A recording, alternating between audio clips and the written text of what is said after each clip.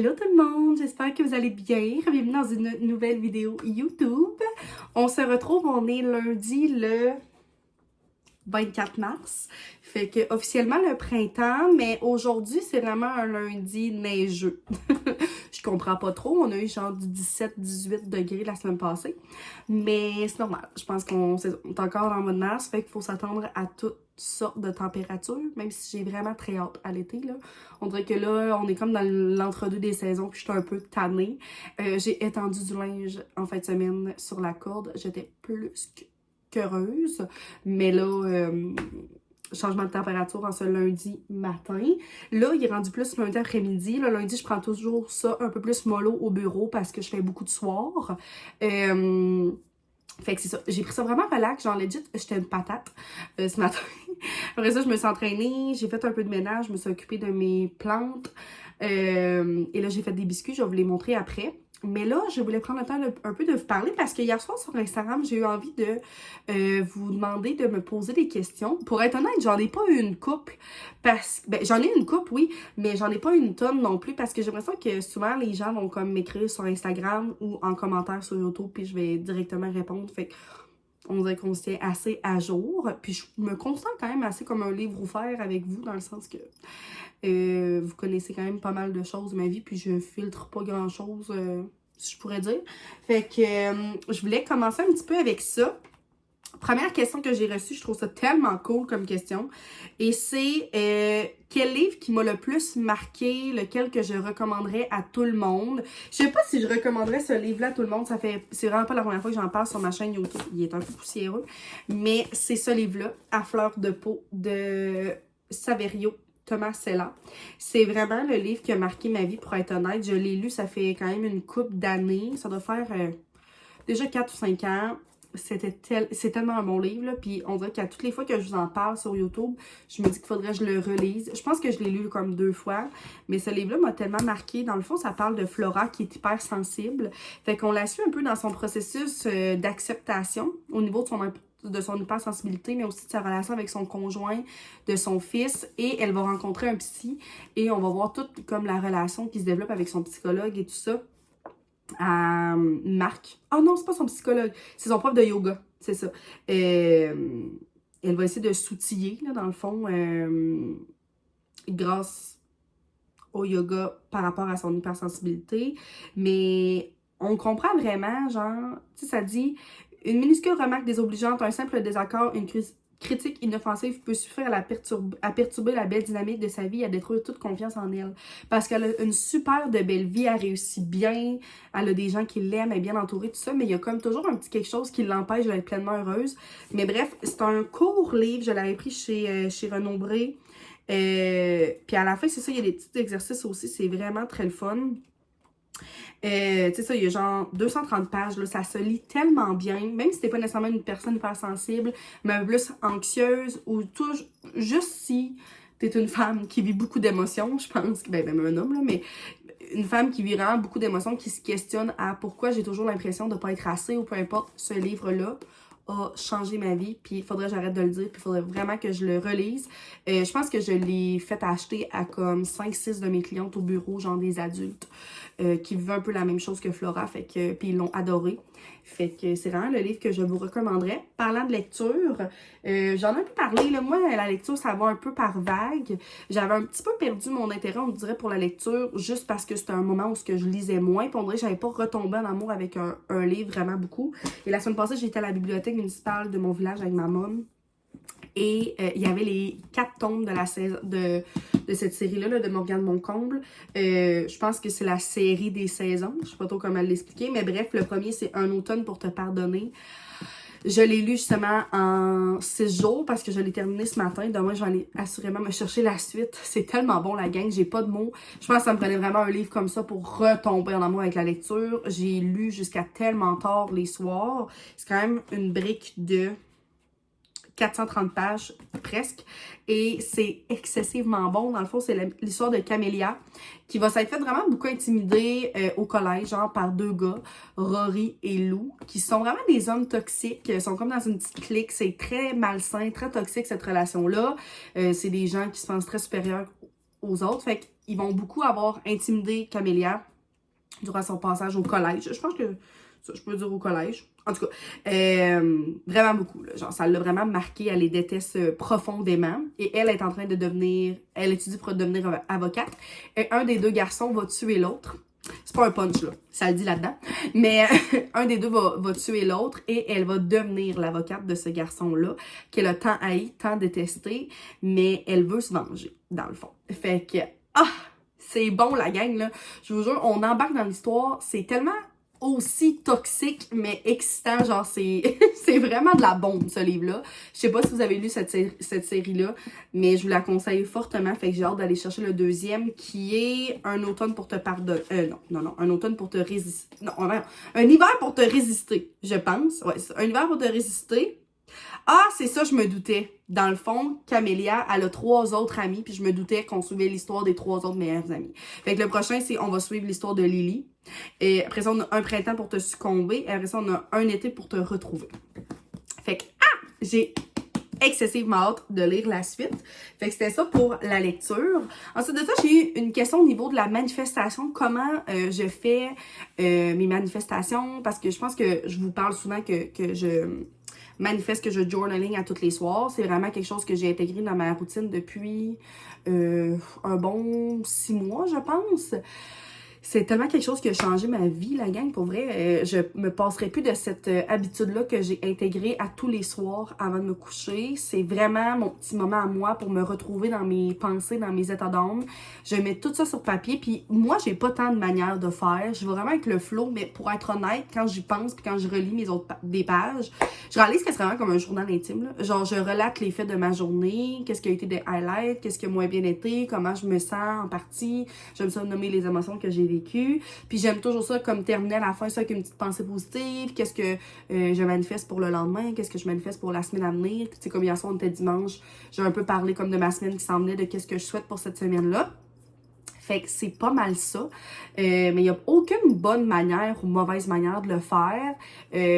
Encore là, je parle de suivi au bureau, mais c'est vraiment quelque chose que je suggère aux gens, là, de d'écrire puis de prendre le temps de juste mettre sur papier qu'est-ce qu'on ressent. Je trouve que c'est tellement libérateur puis c'est tellement, comment je pourrais dire, ça peut pas offusquer personne le fait que tu l'écrives par papier, parce que pour certains, c'est vraiment difficile de s'exprimer oralement. Moi, j'ai pas de difficulté pantoute, mais je pense que des fois, il y a des choses que j'écris puis j'ai juste pas envie vraiment de dire à personne parce que c'est comme, c'est intime ou juste parce que ça a pas, je sais pas comment l'expliquer, c'est pas que ça a pas lieu d'être, mais comme, ça n'a pas rapport, là. Mais bref, si on fait juste l'écrire par papier, sur papier comme ça, je trouve tellement que c'est libérateur. Ça fait juste le même effet que si on en parle à quelqu'un, sans filtre. Fait que c'est ça. Puis souvent, aux gens à qui je vais conseiller de le faire, justement, ben au début, c'est surtout de juste relater les choses positives de ta journée. Fait que des fois, ça peut être de dire 3 choses positives qui se passent dans ta journée. Qu'est-ce que tu manifestes à l'univers. Fait que qu'est-ce que tu espères qui t'arrive. J'aime ça aussi des fois dire, tu peux noter sur 10 comme ton état général de la journée. Ça te permet un peu de voir ton évolution. Puis ton processus, exemple, de changement. De changement ou comme de travail sur soi. Fait que c'est pas mal de cette manière-là que je fonctionne, je vous dirais. Mais encore là, il n'y a pas de bonne ou de mauvaise manière. Ensuite de ça, c'était quoi mon autre question? Ah oui, j'ai reçu une question sur nos projets de couple, à moi pis Sam. On dirait qu'on va pas ensemble dans mes vlogs, mais on est toujours ensemble, ça va merveilleusement bien. On a, ben, pas qu'on a pas de projet de couple, on en a. Là, on habite encore dans notre petite maison. Où est-ce que ça fait quasiment 3 ans qu'on est là. Dans le fond, c'est une location. Mais éventuellement, on aimerait s'acheter un petit chez-soi. Nous, de notre côté, là, où est-ce qu'on est, en campagne, tout ça, les maisons ne pleuvent pas. Puis il y a aussi un certain budget qu'on veut respecter, puis tout ça. Mais ça reste qu'on est quand même jeune, là. Moi, j'ai 23. Sam aussi va avoir 24 dans quelques semaines, mois. Fait que je trouve que ça, je me mets quand même beaucoup de pression à dire, OK, là, on vieillit, puis comme, faut qu'on fasse comme les autres, qu'on s'achète une maison, puis tout ça, mais j'ai pas non plus envie de m'acheter une maison pour dire que je m'achète une maison.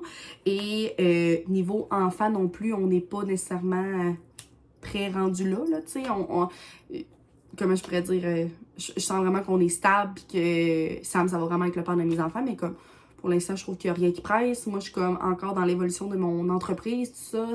Sam, il a la ferme, il travaille énormément. Fait que je pense qu'à un moment donné, faut savoir mettre les priorités aux bonnes places. Puis pour l'instant, c'est pas dans ma priorité dans l'immédiat.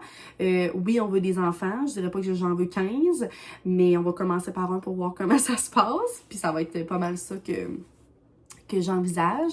Fait que c'est pas mal ça, tu sais, on reste quand même à l'affût des maisons puis tout ça, mais rien ne presse, fait que je dirais que c'est pas mal ça. On n'a pas non plus de voyage de prévu dans un court laps de temps, là. On est allé à New York dernièrement, mais justement avec la firme puis tout, c'est pas nécessairement facile de partir. Puis on n'est pas tant moi perso, je suis pas tant une grande voyageuse dans l'âme, là. Pour moi, c'est pas dans mes buts ultimes de faire le tour du monde, de partir 4 semaines par année pour aller voyager, là.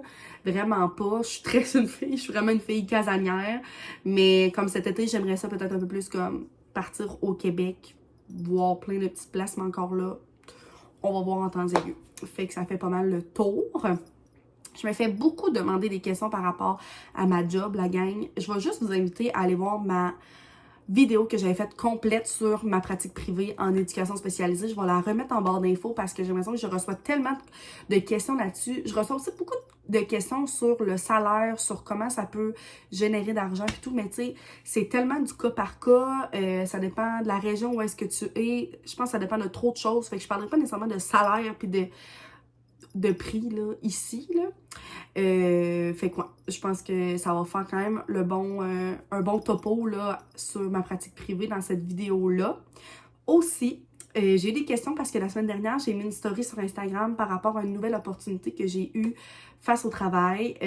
C'est tellement excitant, la gang, on dirait que je le réalise vraiment pas, puis je suis tellement fière, mais juste tellement contente de cet accomplissement-là. Dans le fond, pour faire une histoire courte, je travaille pour un programme d'aide aux employés avec ma pratique privée. Fait que j'ai comme mes clients à moi au privé, mais j'ai aussi un programme d'aide aux employés qui m'envoie des clients d'entreprise, dans le fond, là. Fait que si je donne un exemple, toi, tu travailles pour une grosse usine, ben ça se peut que tu aies un PAE, avec un programme d'aide aux employés, puis que tu aies du soutien psychologique qui t'est offert, fait qu'un suivi avec un intervenant. Bref. Et ça fait à peu près 2 ans que je suis avec eux. J'ai beaucoup de clients avec le programme d'aide. Ça m'aide vraiment beaucoup. Je suis contente. J'aime ça. J'aime le PAE aussi en tant que tel, là, les intervenants et tout ça. Bref. Et là, je me suis fait demander la semaine dernière d'être l'intervenante, dans le fond, de ma région, là. Fait que, de mon secteur, là. Fait que ça couvre vraiment beaucoup de municipalités pour être, dans le fond, j'ai comme la misère à l'expliquer, mais je suis comme intervenante en gestion de crise post-trauma. Fait que dans le fond, comment je pourrais dire ça? Si dans une entreprise, il arrive un drame, fait que ça soit un feu, que ça soit un accident de travail, je sais pas, je vais deep là, mais quelqu'un comme travaille dans une machine d'usinage, je sais pas trop, se coupe le bras là-dedans, puis il y a genre 4 employés qui ont vu ça puis qui sont comme traumatisés, ben je peux être appelée, moi je vais être la première à être appelée dans ma région pour aller intervenir dans le moment auprès des gens qui sont en choc post-traumatique. Fait que c'est tellement excitant. J'ai absolument dit oui tout de suite. je capote. J'ai jamais fait ça, mais je pense tellement que ça peut me forger en tant qu'intervenante, puis ça peut tellement me faire apprendre beaucoup de choses. Fait que j'avais pas le choix de dire oui. J'ai donné mes disponibilités en plus de jour, de soir, de nuit, de fin de semaine. Fait que je peux être appelée constamment. C'est vraiment excitant. Puis j'ai vraiment très hâte d'avoir mon premier appel juste pour savoir un peu à quoi m'en tenir, à quoi ça va ressembler, comment je vais dealer aussi avec ça. Moi, je suis une humaine quand même au travers de ça. Fait que je suis tellement excitée. Je suis vraiment contente qu'il me l'ait demandé à moi. Fait que c'est ça. Je vais être en formation une journée dans le mois d'avril, une journée dans le mois de septembre, pour un peu plus me spécialiser aussi plus au niveau de la prévention du suicide. Fait que d'évaluer le risque suicidaire chez une personne, dans le fond.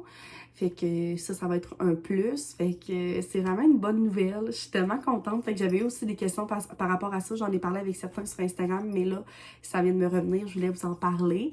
Fait que c'est ça. Vraiment un beau mandat, là, un beau projet. On dirait que je me couche à tous les soirs. Je suis comme, oh my god, comment je vais réagir cette nuit si j'ai un appel.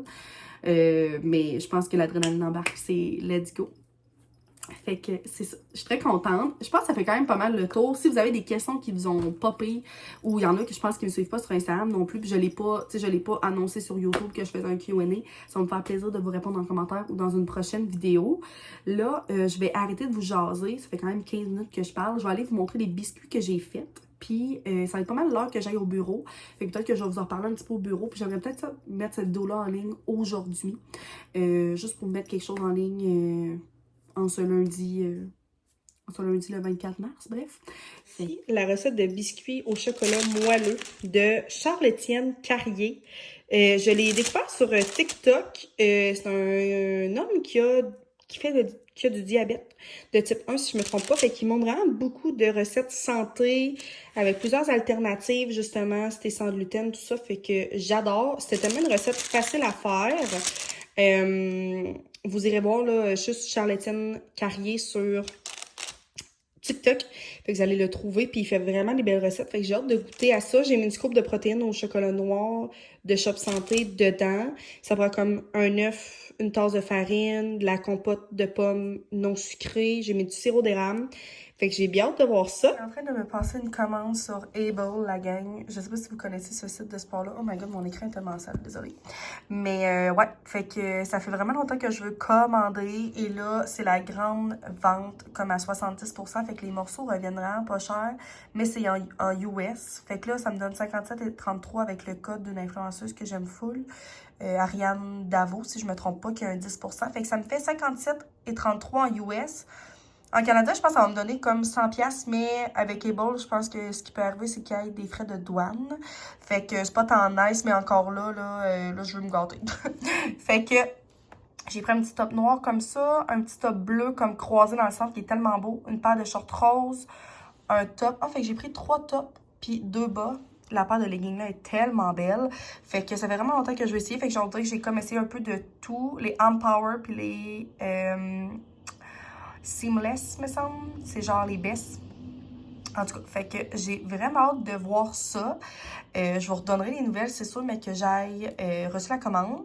C'est ça. C'est sûr que vu que c'est en US, c'est ça, là, je pense que Ariane Davo, justement, elle l'avait expliqué là, comment ça fonctionnait par rapport aux frais de douane. Ça se peut que j'en aille pas, ça se peut que j'en aille. Fait que là, on dirait que j'étais un peu tannée de comme... J'attends tout le temps, puis là, finalement, je suis comme, hey, fuck off, là, ça me tente juste vraiment de commander. Fait que je vais voir si j'ai vraiment des frais de douane, je vais y payer, qu'est-ce que tu veux que je te dise? Puis, ce que j'aime vraiment beaucoup avec Able, c'est qu'il y a beaucoup de couleurs. Tu sais, vous avez vu, là, les couleurs sont merveilleusement belles. Et, ah, c'est ça. Ah, ça me le dit en Canada, comment ça me donne. Ça me donne 86,40 en canadien. Ça vaut vraiment la peine, je trouve, là. Pour quand même 5 beaux morceaux de sport. Puis encore là, on dirait que ça me dérange pas tant parce que à 5 morceaux à 86$, si je paye un peu de frais de douane, on dirait que ça me dérange pas tant. Puis ça, Gymshark, il n'y a pas de frais de douane, mais je trouve qu'il manque vraiment de couleur. J'aime les vêtements de sport de Gymshark, mais genre les leggings longs, c'est les best. Je les aime tellement. Mais c'est ça. Je me dis que j'allais essayer. Puis je pense qu'ils font deux fois par année des grandes ventes comme ça. Puis je me dis que si je l'essaye pas, je le saurais pas. Fait que là, je l'aurais essayé. Puis je vais voir aussi si la qualité est bonne, si j'aime le matériel. Si je paye pas non plus 400$ de frais de douane, ce qui me surprendrait vraiment, là. Mais je pense que ça peut être un 20% de la facture. Fait que... En tout cas, regarde, on verra. Fait que là, je vais juste tout rentrer mes infos. Puis, j'ai vraiment hâte. J'attendais ce moment-là, là, le 24 mars, depuis vraiment longtemps, depuis que je savais qu'elle allait avoir la grande vente, puis que je me suis décidée. À la maison, les amis, et Sam m'avait tout préparé le souper. Très chanceux. C'est pas ça notre souper. Mais, by the way, je voulais juste conclure le vlog aussi en vous disant que les galettes sont excessivement bonnes, la gang. Fait que, on dirait qu'on se sent tellement pas mal de les manger parce que sont vraiment avec des bons ingrédients. Juste un petit peu sucré. Ça coupe un petit peu l'envie de chocolat. Fait que, trop contente. Ah, ok, Sam, il va nous montrer ce qu'il a fait pour ce prix. Oh! C'est quoi? Qu'est-ce que t'as fait, mon cœur? Surprise du chef. Surprise du chef. Bon, ben, la gang, je vous laisse là-dessus, puis on se revoit dans une prochaine vidéo. Bye!